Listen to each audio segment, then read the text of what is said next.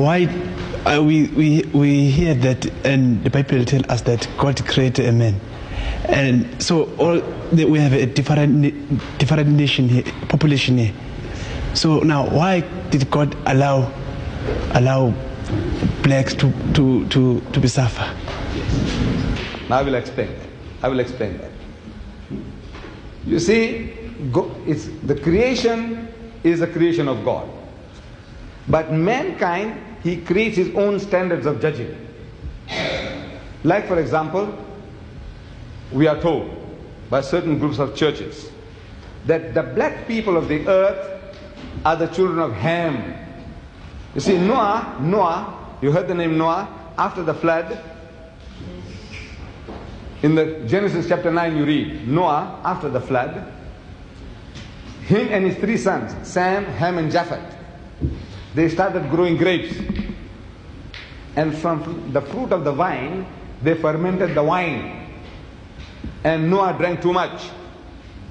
And he was lying naked. I'm reading this from the book of Genesis, chapter 9. And out of his 3 sons, Sam, Ham and Japheth, Ham saw his father's nakedness. Sprawled out on the ground naked. And it was a big joke for him. So he laughed. Who laughed? Ham. You know how you spell Ham? H-A-M, Ham. Ham. H-A-M, Ham, you also spell for that piece of pig. See? The Englishman, he loves ham and eggs. Ham and eggs. How do you spell ham? That's right. So this person's name was Ham, one of the sons of Noah. His name was Ham. And he saw his father's nakedness and he laughed. Big joke. The other 2 sons, they felt remorse, ashamed of the father's condition. So they took a piece of cloth and they walked backwards and they covered up the father. The father, in the meantime, he knew what was going on, but he was too dead drunk to do anything about it. But when he came into his senses, he began to curse. And you remember the curse? He said, "Cursed be Canaan, for a servant of servant thou shalt be unto thy brother." You attend Bible class, don't you? You remember this? "Cursed be Canaan, for a servant of servant thou shalt be unto thy brother." So they tell us in a system, they say that we black peoples of the earth are the children of Ham. That fellow who behaved like a pig, laughed at his father's nakedness. So as such, we are to become the hewers of wood and the drawers of water. So they want to see to it that you keep to your role. Your role is sweep the streets, carry the rubbish bin, work in the factories, whatever. This is your menial labor, that is your destiny. Now this is the invention of man. See, man's own invention. God didn't make you so. He, as we are told, that He made us in His image. He made everybody upright. He says, He the Lord had made man upright. Upright means straight, going straight. So the invention of man, the devilishness in man, is finding excuses to how I can discriminate against you, create theories, weave stories, fairy tales, and around these fairy tales I find justification for keeping you down. Now the Holy Quran, this book of God, the Quran, our religious book, it gives us an explanation of the theory of race. And I would like you to judge whether it answers the problems of mankind or not. It says, and I'm quoting in Arabic the original, and I give you the translation.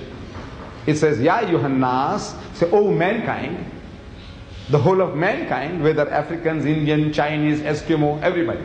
Ya ayyuhan nas, oh mankind, inna khalaqnakum min dhakarin wa unsa.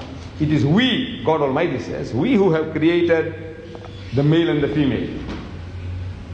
We have created you all of a single pair, a male and a female.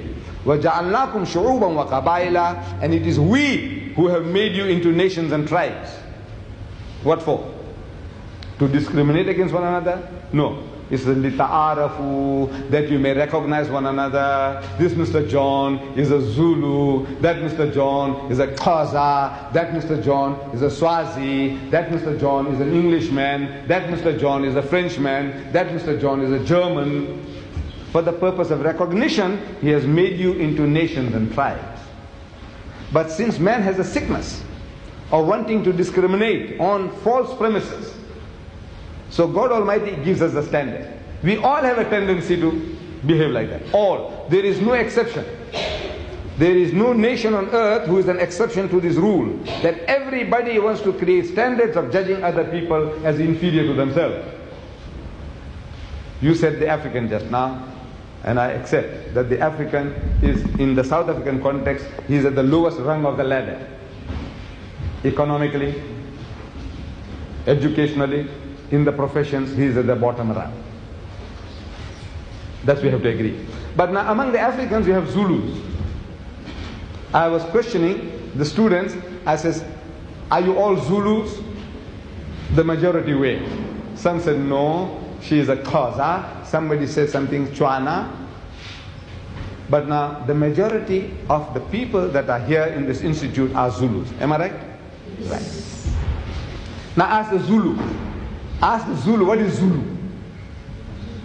Izulu. What does it mean? Izulu. The heavens. No? Izulu. You are the heavenly people. Izulu. Yes, that's in your mind. Izulu, we are the topmost people. Among the Africans, who is the greatest tribe? The warrior nation, the topmost nation. Your title, the name, your name of your race is also Zulu. Izulu. And what about the others? What do the Zulu say? Isilwane. Am I right? What does it say about the others? The Xhosa, the Swazi, the Tswana. What are they?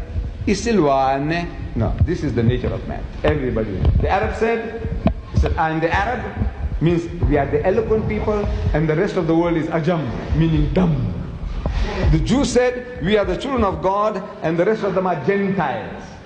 You know, Jews and Gentiles. What is Gentile? Means unclean, filthy, dirty people. All the rest of the world, uncircumcised, filthy, dirty people. This is the nature of man. Every human being on earth, whether he's an Indian, whether he's a European, whether he's an Englishman, he feels better than the German. The German feels better than the French, and the French feels he's better than the Italian. So this is the nature of man. So God Almighty, He gives us a standard. See, since man has the sickness of creating false standards for himself, this Creator, God Himself, He gives us a standard of judging between people. And the judgment is, it says, Inna akramakum indallahi atqakum. So most certainly, the noblest in the sight of God is he who is the best in conduct. Not good or bad, not rich or poor, not black or white, but the best in conduct. If your behavior is better for mankind than mine, you are a better person. If my behavior is better than yours for mankind, then I'm a better person. It has got nothing to do with your race, your language, your color, or your riches. This is the standard as given by God Almighty in the Holy Quran, standard of judging between one and another. Your behavior, your conduct, your good behavior. Any other question?